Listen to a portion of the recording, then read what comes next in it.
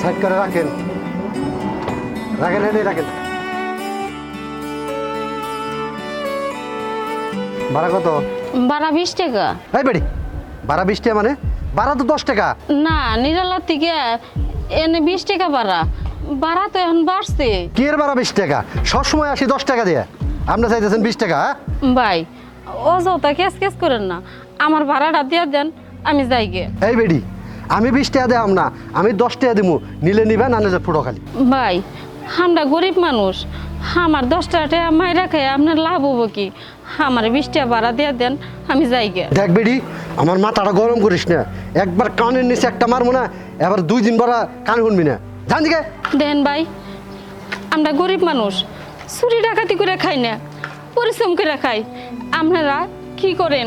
ওই রিক্সাওয়ালার 5 টাকা মারা দেন, অটোওয়ালার 5 টাকা মারা দেন। আমাগো মতো মানুষের 10-5 টাকা মারা খাইয়া আপনারা কেউ বড় লোক হবেন, কোটিপতি হবেন, কয়তলা বিল্ডিং দিবেন কোন তো? মেজাজটা যা গরম হইতাছে, সাধারণ 2 টাকার অটো লয়া মুখে মুখে তর্ক করতেছিস না? তুই বেডি যদি খালি মহিলা না হইতি তাহলে একবার কানের দিছে মারতাম। হয়েছে ভাই, অনেক কথা কইছেন, আর কথা কনের দরকার নাই। রিক্সা যারা চালায় ওরা কি মানুষ না? অটো যারা চালায় ওরা কি মানুষ না? ওগর 5 টাকা 10 টাকা সামনে ঘর দিতে এতই বাজে।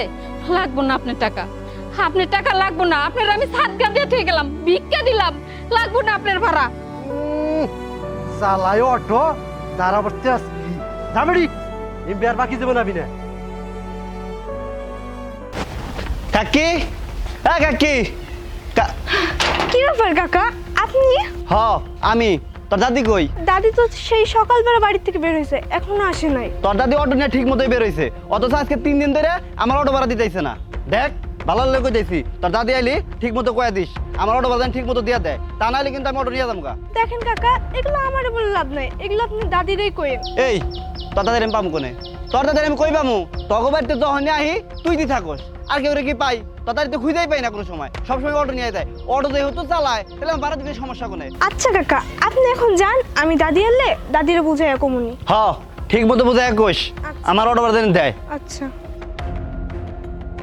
আল্লাহ, দাদি সেই সকালবেলা বের হয়েছে, আমি দাদির জন্য রান্না বান্না করে সব করে রাখছি, এখনো আসার খবর নাই। না, যে দেখতে হবে আবার কোথায় কি করছে।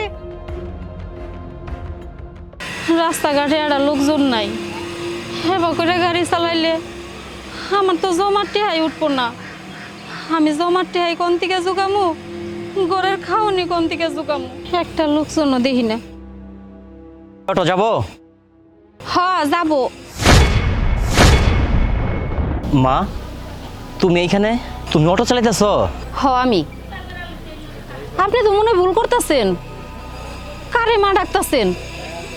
দেখেন স্যার, আমি কারো মাটা না, আপনি হয়তো অন্য কারোর মনে করে আমার মা ডাকতেছেন। বিশ্বাস করেন, আমি কারো মা না। আর আমি অটো চালাই, অটো না চালাইলে খামু কি, পড়ুম কি? আমি তো আর একা না, আমার একটা নাতি আছে, ওর মুখে তো 2 বেলা 2 মুঠো ডাল ভাত দেওয়া লাগে, তাছাড়া তার উপায় নাই এই অটো যদি না চালাই। দেখো মা, তুমি এখান থেকে চলে যাও, যদি সবাই দেখে ফেলায় না আমার মান সম্মান সব শেষ হয়ে যাব। অটো চালাবা ভালো কথা, তা এইখানে কেন? ঢাকা শহরে কি আর জায়গা নাই? কেন স্যার, এই ঢাকা শহর কি আপনি কিনা নিছেন যে ঢাকা শহরে কোনো জায়গায় আমরা রোজগার করে খাইতে পারুম না, চলতে পারুম না? দেখো মা, তোমার সাথে কথা কওয়ার সময় আমার নাই, তোমার যা কইছি তুমি তাই শুনো। তুমি অটোতে উঠা এখান থেকে চলে যাও। ও, আমি যদি এই এলাকায় অটো চালাই আপনার মান সম্মান যাইব গা। আপনি যখন গ্রামের বাড়িতে বিয়ে করছিলেন, একটা বাচ্চাও আছে, ওই বাচ্চা রাইখে আইয়া ঢাকা শহরে বিয়ে করছেন, তাতে কি আপনার গ্রামে মান সম্মান যায় না? তাতে বুঝি মান সম্মান বাড়ছে?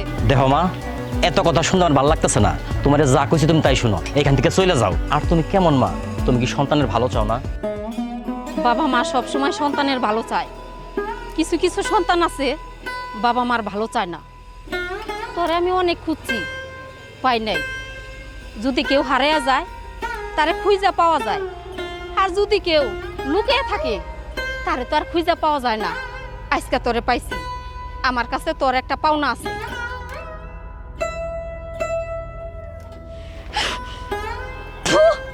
তোর তোর মতো কুলাঙ্গার সন্তান যেন কোনো মায়ের গর্বে জন্ম না নেয়